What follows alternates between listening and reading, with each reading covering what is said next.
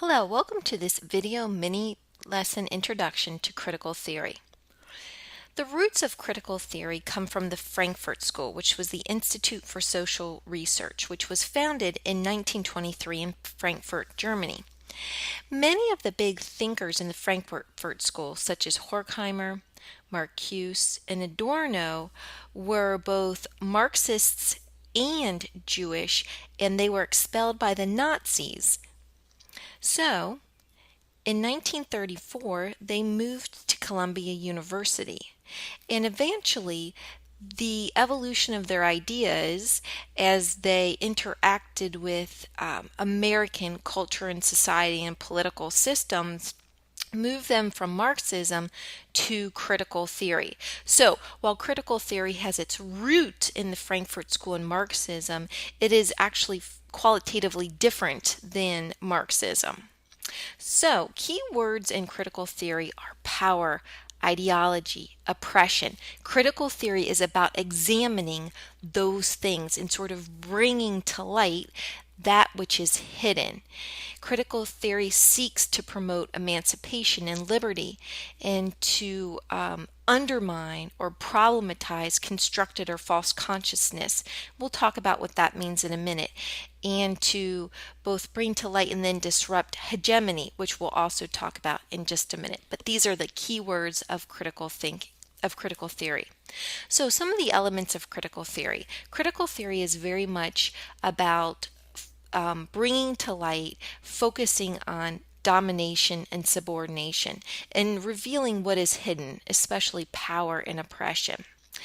It is about revealing the dynamics of power and ideology, how it works, who it serves, who it marginalizes.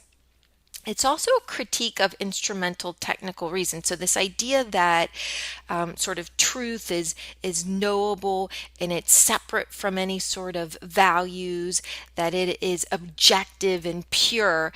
And critical theorists reject that. Critical theorists believe that reasoning should be practical, moral, ethical, and politically informed, and further that we need to be self-reflexive as thinkers and as researchers so that we are not sort of reproducing the same kind of oppressive ideology that critical theory seeks to problematize, to critique.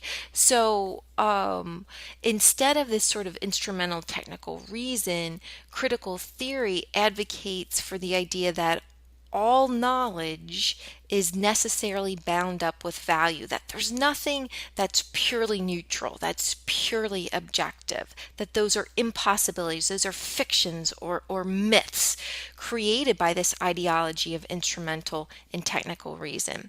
So this idea that knowledge itself is a social practice interpenetrated with power. Knowledge and power are always connected to one another. And that's an idea developed by Foucault, whom I'll mention in just a minute. And what's interesting in our lives as humans is that power and oppression are so much around us, so much a part of our existence, our lives, that they're often taken for granted. And because they're taken for granted, they're normalized. They're part of what we think is the norm. And so that leads to what's called a constructed or false consciousness, this idea that the way things are just the way they're supposed to be, that they're natural that way. Like, for example, it used to be the case, and still is in perhaps some parts of the world, some cultures, that women are viewed as property of men. And because people were born and raised in this sort of understanding of the world and of people, men acted in ways as if women were property, no different from perhaps a fine set of jewels to a mat on the floor to be walked on and stepped on.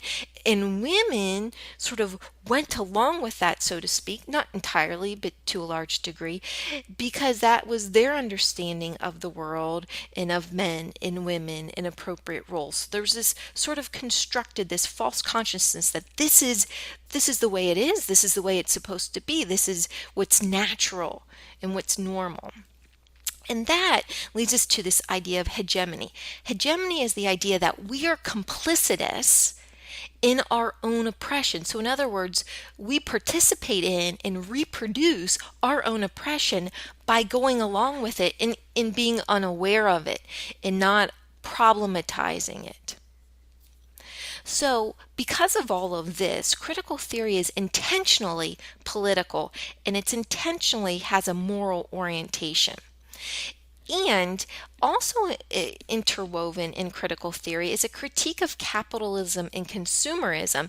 And this is part of perhaps our own constructed or false consciousness in this country, this idea that capitalism is an unmitigated good and that consumerism is sort of a natural part of capitalism, and that this is the way that the world works, and that these are sort of natural processes of economics.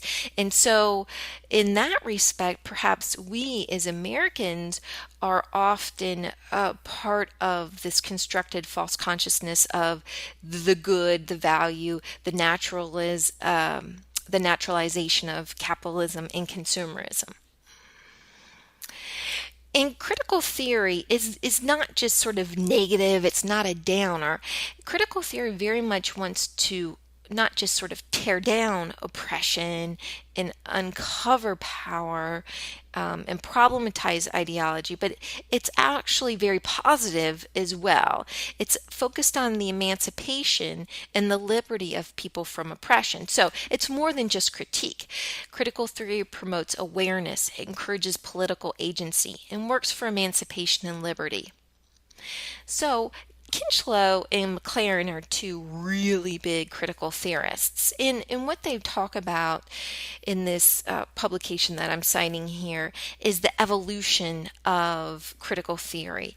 And critical theory, sort of now in our own world, is a form of social or cultural criticism.